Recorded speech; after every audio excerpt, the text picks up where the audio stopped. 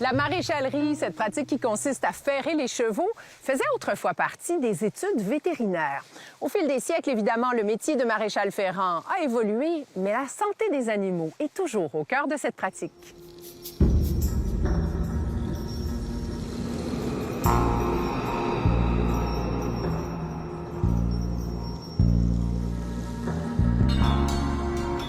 Moi, j'ai toujours été attirée par ce qui était physique.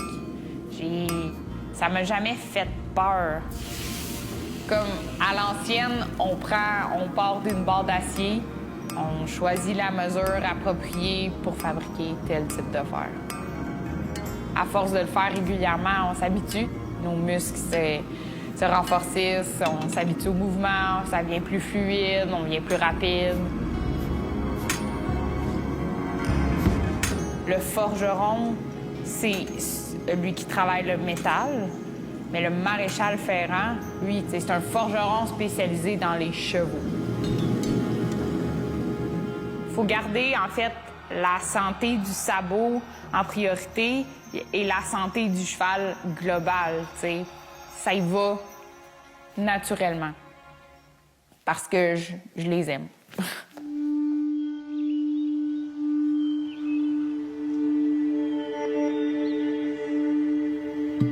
J'ai ma petite routine, en fait. Je me lève assez tôt. Je vais faire mon café, je fais mon déjeuner, puis je sédule les rendez-vous des clients que j'ai faits la veille pour dans 6 ou 8 semaines. Je m'en vais m'occuper de mes chevaux.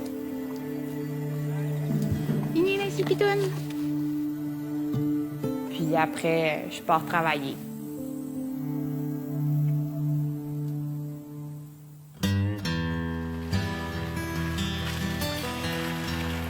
Avant, on voyait beaucoup, les gens amenaient les chevaux à la boutique de forge. Maintenant, c'est complètement le contraire. C'est le maréchal qui se déplace chez le client. Allô? Ça va? Oui. Pas une misère à trouver? Non, ça a bien été.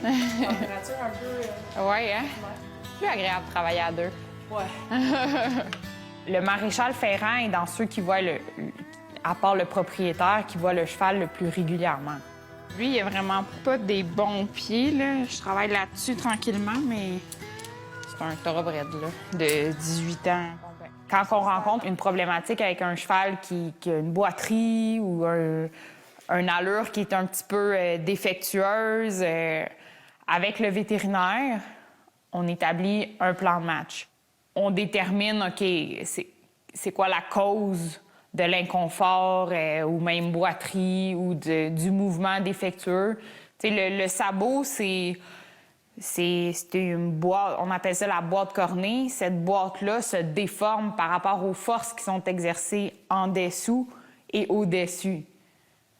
Puis après ça, ben nous, on peut influencer ces forces-là par la façon qu'on pare le sabot, par la façon qu'on pose le fer, la longueur qu'on laisse au sabot. En fait, c'est ça l'essence même du travail du maréchal, c'est de rendre le cheval le plus confortable possible.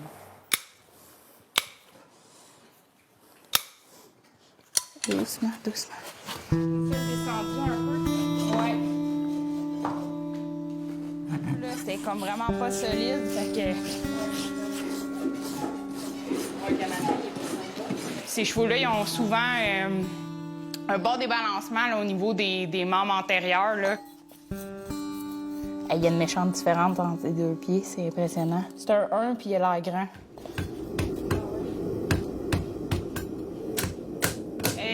Là, en fait, je suis en train de ce qu'on appelle shaper, former les fers pour le pied du cheval que je viens de trimer. Le cheval va se faire une blessure quelconque, il va falloir inventer un fer pour s'adapter à cette blessure-là puis essayer de l'aider à guérir. C'est probablement dans les métiers les plus ancestraux. Si on part, mettons, du moment où le maréchal posait des fers en acier sur le pied du cheval avec des clous. Ça va, Gris? Wow, wow, wow. C'est encore très, très similaire à ce qui se faisait il y a des milliers d'années.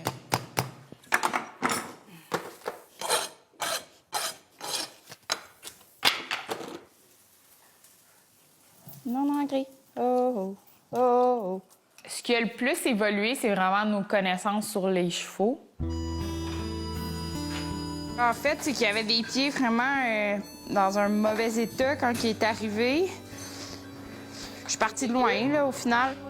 Le vétérinaire va proposer des pistes de solutions, mais c'est souvent le maréchal qui va proposer les types de fer, parce que nous, on connaît comme vraiment tout l'inventaire de ce qu'on peut appliquer sur les pieds des chevaux, toutes les variantes.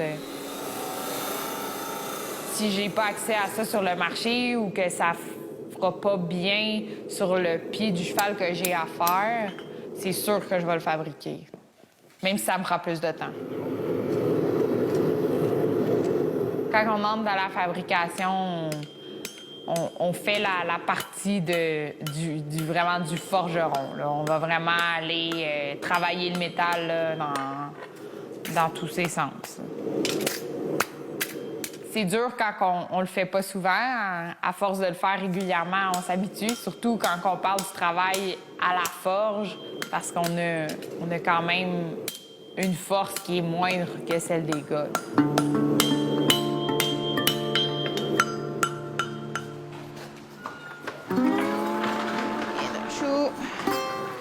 Ça stimule les deux aspects de ma personnalité. Mon côté fonceur, fille déterminée, mais aussi le côté où parfois je peux être douce, posée, utiliser tout le horsemanship que je peux avoir. Dur à dire, il me semble que je ne l'avais pas remarqué l'autre fois, cette blessure-là. C'est vraiment essentiel de les connaître. Puis, fondamentalement, je pense qu'il faut aimer ces animaux-là. C'est beaucoup de langage non verbal, puis j'ai de la facilité à interagir avec eux. C'est tout ce qu'il veut, de l'attention. C'est des animaux que je pense comprendre, puis avec qui je me sens bien. C'est vraiment valorisant et c'est gratifiant de pouvoir aider un animal qui est si gros. Ça n'a pas de mots.